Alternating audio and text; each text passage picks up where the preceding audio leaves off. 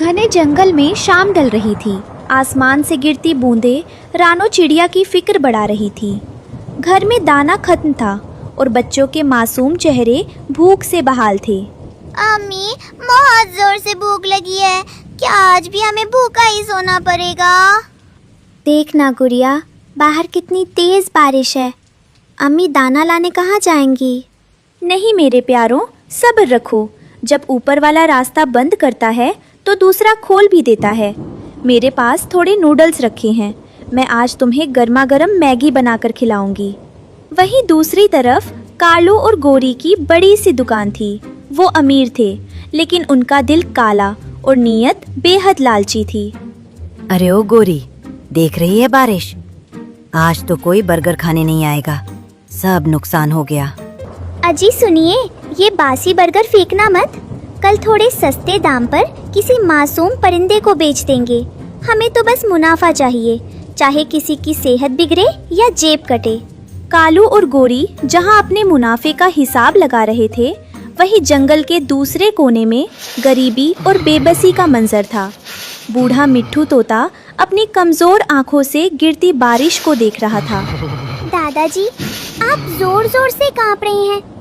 क्या आपकी तबीयत ज्यादा खराब है? काश मेरे पास थोड़े पैसे होते तो मैं नीचे दुकान से आपके लिए कुछ खाने को ले आती। नहीं मेरी बच्ची, तू फिक्र ना कर। इस जालिम बारिश ने हमारा घर तो पहले ही गीला कर दिया है। अब भूख बर्दाश्त करने की आदत डालनी होगी। कालू कौवे की दुकान पर तो मुफ्त में पानी भी नहीं मिलता, खाना तो दूर की बात है। मैंने सुना है कि रानो चाची ने अपनी एक छोटी सी दुकान खोली है। वो बहुत रहमदिल हैं। क्या पता वो हमारी मदद कर दे। हाँ बेटा, रानो खुद तंगहाली में है। उसके अपने छोटे बच्चे हैं। हम किसी और पर बोझ क्यों बने। बस दुआ कर कि ये बारिश थम जाए तो शायद मैं कहीं से 2 दाने तलाश कर सकूं। रानो ने हिम्मत नहीं हारी। उसने अपनी जमा पूंजी से एक छोटी सी रेहड़ी लगाई। उसकी मैगी की खुशबू ऐसी थी कि हर परिंदा खींचा चला आता। वाह रानो बिटिया, क्या जायका है तुम्हारी मैगी में, और कीमत भी कितनी कम। चाचा, ये सिर्फ कारोबार नहीं है। मैं चाहती हूँ कि इस जंगल में कोई बच्चा भूखा ना सोए। बरकत तो ऊपर वाला देता है। कालू और गोरी एक पेड़ के पीछे छिपकर रानो की भीड़ देख रहे थे। ये मामूली सी चिड़िया हमारा धंधा चौपट कर रही है। लोग बर्गर छोड़कर इसकी मैगी खा रहे हैं। हमें कुछ करना होगा कालू। इसके खाने में कुछ मिला देते हैं ताकि सबका पेट खराब हो जाए और बदनामी इसकी हो। जहाँ एक तरफ नफरत की आग चल रही थी, वहीं रानो की दुकान पर मोहब्बत की खुशबू महक रही थी। रानो सिर्फ मैगी नहीं बल्कि अपनापन बांट रही थी। रानो बहन, तुम्हारी मैगी में कोई तो जादुई मसाला है। इसे खाकर दिल बाग बाग हो जाता है। आपा, ये मेरा मसाला नहीं, आप सबकी दुआएं हैं। कुकू बेटा, जरा बुलबुल आपा को थोड़ा एक्स्ट्रा सूप तो देना, उन्हें जुकाम है। जी अम्मी, अभी लाया। नफरत की आग में अंधा हुआ कालू कौवा दबे पांव रानो की दुकान की तरफ बढ़ रहा है, ताकि एक चुटकी जहर से उसकी पूरी मेहनत और साख को राख कर सके। अब देख रानो, तेरी मैगी खाकर जब सब बीमार पड़ेंगे तो तुझे इस जंगल से खदेड़ दिया जाएगा। जहाँ एक तरफ कालू साजिशों के जाल बुन रहा था, वहीं दूसरी तरफ रानो के घर के ये चिराग अपनी अम्मी का बोझ हल्का करने के लिए पसीना बहा रहे थे। भैया देखो, मैंने ये प्लेट कितनी चमका दी। अम्मी खुश हो जाएंगी ना? हाँ गुड़िया, जब हम अम्मी की मदद करते हैं तो उनके चेहरे की मुस्कान बहुत प्यारी लगती है। अम्मी कितनी मेहनत करती हैं हमारे लिए। काश हम जल्दी बड़े हो जाते तो अम्मी को इतनी मेहनत ना करनी पड़ती। अम्मी कहती हैं कि ईमानदारी की रोटी में बहुत बरकत होती है। देख लेना गुड़िया, एक दिन हमारी ये छोटी सी रेहड़ी पूरे जंगल की सबसे बड़ी दुकान बनेगी। कहते हैं कि बुराई चाहे कितनी भी तैयारी के साथ आए, ऊपर वाले की लाठी में आवाज नहीं होती। कालू जैसे ही पाउडर कढ़ाई में फेंकने लगा, अचानक आसमान का मिजाज बदल गया और कुदरत ने अपना फैसला सुना दिया। उफ, मेरी आंखें। गोरी बचाओ, मुझे कुछ दिखाई नहीं दे रहा। कालू इधर उधर भागता है। गोरी, गोरी कहाँ हो तुम? बचाओ मुझे। ये हवा कहाँ से आई? मेरा सारा खेल बिगड़ गया। उफ, ये कैसी आग है मेरी आंखों में। कालू कौवा और गोरी वहाँ से जा रहा होते हैं। तभी रानो ठेले पर आती है और उन्हें जाते देख लेती है। भाई कालू, बहन गोरी, रुको, आप दोनों बहुत थके हुए लग रहे हो। ये लो, ताज़ा मैगी खाओ। रानो, हम तो तुम्हारा बुरा चाहते थे और तुम हमें ही खिला रही हो। कालू भाई, आप घबराइए मत, भगवान सब ठीक करेगा।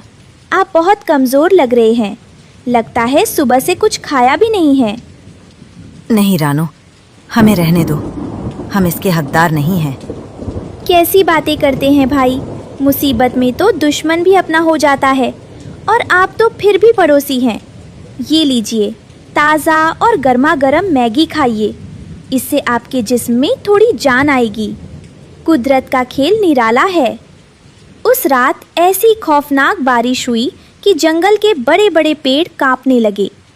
कालू और गोरी ने अपनी दौलत और गुरूर के दम पर जो आलीशान घर बनाया था, उसकी बुनियादें कमज़ोर थीं। देखते ही देखते मिट्टी का वो महल ढहने लगा। अब हम कहाँ जाएंगे? हमारा सब कुछ खत्म हो गया कालू। जिस घर पर हमें नाज था, आज वो मलबे का ढेर बन गया है। इस तूफान में हमें कौन पनाह देगा? ये शायद हमारी ही बद्दुआओं का असर है गोरी। हमने दूसरों के घर उजाड़ने की सोची थी, आज कुदरत ने हमारा अपना घर मिट्टी में मिला दिया। अब ना हमारे पास सिर छुपाने की जगह है और ना ही खाने का एक दाना। मुसीबत के वक्त ही अपनों और परायों की पहचान होती है। कालू और गोरी को अपनी दौलत पर बड़ा नाज था और उन्हें लगता था कि उनके रईस दोस्त इस मुश्किल घड़ी में उनका साथ देंगे। नीलकंठ भाई, दरवाजा खोलो, हम मुसीबत में हैं। हमारा घर गिर गया है, बस आज की रात पनाह दे दो। अरे कालू, इस वक्त देखो भाई, मेरे घर में पहले ही मेहमान आए हुए हैं और जगह बिल्कुल नहीं है। और वैसे भी अब तुम्हारे पास देने के लिए है ही क्या? जाओ, कहीं और रास्ता देखो। उम्मीद की एक किरण लेकर वो कबूतर सेठ के पास पहुंचे, जिसे कालू ने कभी कारोबार में बहुत मुनाफा कमा कर दिया था। लेकिन आज वक्त बदल चुका था। सेठ जी, हम भूखे हैं और बेघर भी।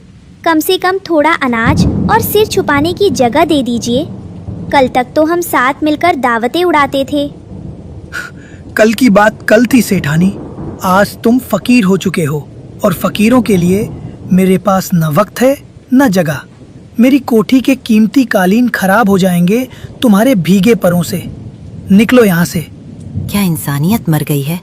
क्या गरीबी आते ही रिश्ते खत्म हो जाते हैं? दो दरवाजों से दुत्कारे जाने के बाद कालू और गोरी को समझ आ गया था कि उन्होंने अपनी पूरी जिंदगी गलत लोगों और गलत चीजों के पीछे गवा दी। कालू, ये वही लोग हैं जो हमारे बर्गर मुफ्त में खाते थे और हमारी तारीफें करते नहीं थकते थे। आज जब हम सच में तकलीफ में हैं, तो कोई पहचानने को भी तैयार नहीं। हमने हमेशा लोगों को उनके पैसों से तौला गोरी। आज हमारे पास पैसा नहीं है तो हमारी कोई कीमत नहीं रही। हमने रानो जैसी नेक चिड़िया का बुरा चाहा, शायद ये उसी का अंजाम है। अब इस काली रात में हमें कोई नहीं बचाएगा। हताश और मायूस होकर वो ठंडी हवाओं में ठिठुर रहे थे। तभी दूर से उन्हें रानो के छोटे से घोंसले से आती एक हल्की सी रोशनी दिखाई दी। कुकू, देखो बाहर कौन है?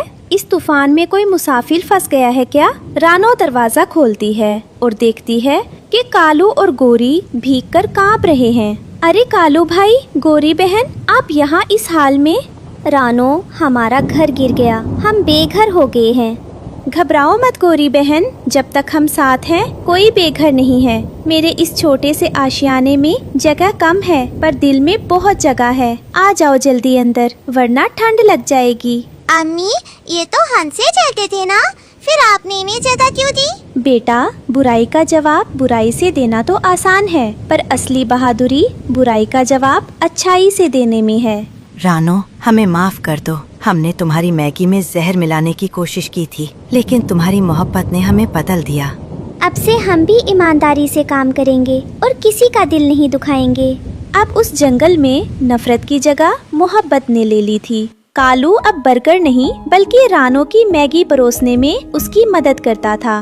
मिल कर जो काम करे खुशियाँ घर में लाए हम। याद रखना बच्चों, रिस्क देने वाला खुदा है। इंसान को सिर्फ नेक नियत से मेहनत करनी चाहिए। हलाल की कमाई में जो सुकून है वो हराम की दौलत में तभी नहीं मिल सकता। रानो की जादुई मैगी ने सिर्फ पेट नहीं भरा बल्कि दिलों की दूरियां भी मिटा दी, और इस तरह एक छोटी सी चिड़िया ने पूरे जंगल को इंसानियत का पाठ पढ़ा दिया। इस कहानी से हमें सीख मिलती है कि लालच का अंजाम बुरा होता है और नेक नियत व ईमानदारी हमेशा कामयाब होती है।